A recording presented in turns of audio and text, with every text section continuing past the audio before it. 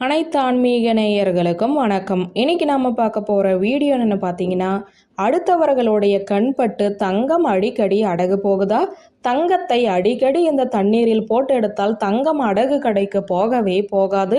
வாங்க இன்னைக்கு அதை பத்தி பார்க்கலாம். நாம் தினமும் அணிந்திருக்கும் தங்க நகையாக இருந்தாலும் சரி, அல்லது பீரோவில் வைத்திருக்கும் தங்க நகையாக இருந்தாலும் சரி, நாம் போட்டு இருப்பதை ஒரு சிலர் பார்த்து விட்டாலே போதும், அந்த நகை ஒரு சில நாட்களிலேயே அடகு கடைக்கு சென்றுவிடும், இல்லை என்றால் உடைந்துவிடும்.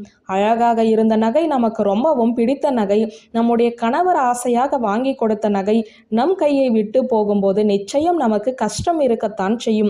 அப்படி இல்லை என்றால் புதிதாக ஒரு நகையை வாங்கியிருப்போம், அதில் யாருக்கன்னாவது பட்டு டேமேஜ் ஆகிவிடும். இப்படி நம்முடைய தங்கத்துக்கு, நம் வீட்டு ஐஸ்வர்யத்திற்கு எந்த பிரச்சனையும் வராமல் இருக்க வேண்டும் என்றால் தங்கத்தை என்ன செய்து பத்திரப்படுத்தி வைத்து கொள்ள வேண்டும் என்பதை பற்றிய ஆன்மீகம் சார்ந்த ஒரு வீடியோவை தான் இன்னைக்கு நாம பார்க்க போறோம். திருமணத்திற்கோ அல்லது வேறு ஏதாவது நிகழ்ச்சிக்கோ உங்களிடம் இருக்கும் அழகான தங்க நகைகளை நீங்கள் போட்டுக்கொண்டு போனால் நிச்சயமாக அடுத்தவர்களுடைய கண்கள் அதன் மேல் விழும். பொறாமை நோக்கத்தோடு எல்லோர் கண்களும் பார்க்காது. இருந்தாலும் இது போல அழகான தங்க நகைகள் நம்மிடம் இல்லை என்ற ஏக்கம் நிச்சயம் அடுத்த பெண்களுடைய மனதில் தோன்றும். அதை நாம் தவறு என சொல்லிவிட முடியாது.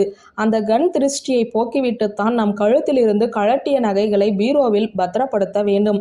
நகைகளை கழுத்திலிருந்து கழட்டும் போது அதில் வியர்வை போக வேண்டும் என்று சுத்தமான தண்ணீரில் கழுவுவோம் அல்லவா? அதில் கொஞ்சமாக கல்லுப்பு, 2 கல்லுப்பு போட்ட தண்ணீரில் நீங்கள் அணிந்து சென்ற நகையை கழுவி மீண்டும் நல்ல தண்ணீரில் கழுவி ஒரு காட்டன் துணியில் துடைத்து நன்றாக காய வைத்து அதன் பின்பு பீரோவில் எடுத்து வையுங்கள். இப்படி செய்தால் தங்கத்தில் இருக்கும் தோஷம் விலகிவிடும். தங்க நகை அடகு கடைக்கு போகாது. ரொம்ப வருடமாக பீரோவில் பூட்டியே இருக்கும் நகைகளை கூட வருடத்தில் ஒரு முறை இப்படி உப்பு தண்ணீரில் கழுவி வைப்பது நல்லது. நீங்கள் தினந்தோறும் அணிந்திருக்கும் செயின், கம்மல், வளையல் இவைகளையெல்லாம் கூட 6 மாதத்திற்கு ஒரு முறை இப்படி உப்பு தண்ணீரில் கழுவுங்கள்.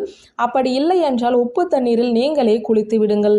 அந்த உப்பு தண்ணீரில் குளிக்கும் போது உங்களுடைய நகையும் உப்பு தண்ணீரில் நனையும் அல்லவா? அப்போது நகை தோஷம் உங்களுக்கு இருக்காது, நீங்கிவிடும் என்பது குறிப்பிடத்தக்கது.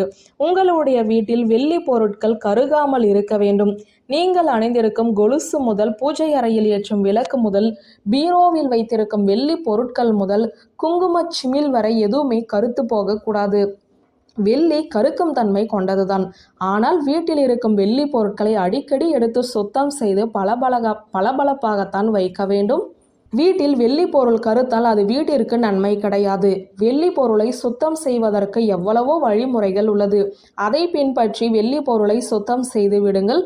உதாரணத்திற்கு வெறும் பல் தேய்க்கும் பல் பொடியை வைத்து வெள்ளி பொருட்களை தண்ணீர் ஊற்றாமலை தேய்த்தாலே அதில் இருக்கும் கருப்பு நிறம் நீங்கிவிடும். பிறகு ஒரு காட்டன் துணியை வைத்து துடைத்தெடுத்தால் வெள்ளி பொருட்கள் எல்லாம் நிமிடத்தில் பளிச் என்று மாறும். இப்போது சொன்ன இந்த டிப்ஸை உங்களுக்கு நம்பிக்கை இருந்தால் மட்டும் ஃபாலோ பண்ணுங்க. இந்த வீடியோ உங்களுக்கு பிடித்திருந்தால் லைக், கமெண்ட், ஷேர் பண்ணுங்க. நன்றி.